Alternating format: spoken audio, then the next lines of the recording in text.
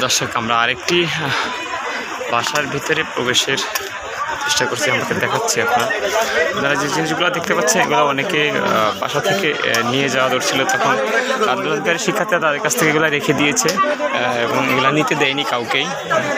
তাদের কথা হলো, আমরা দেশটা স্বাধীন করেছি লুটপাটের জন্য, স্বাধীন করে নিই। আন্দোলনকারী শিক্ষার্থীরা তাদের যারা এই সকল জিনিস লুটপাট করেছে তাদের হাত থেকে রেখে দিয়েছে। আপনারা দেখতে পাচ্ছেন অনেক সামগ্রী দেখতে পাচ্ছেন। একটা বাসা দেখাচ্ছি তাদেরকে, ভিতরের অবস্থা আপনাদের দেখাবো।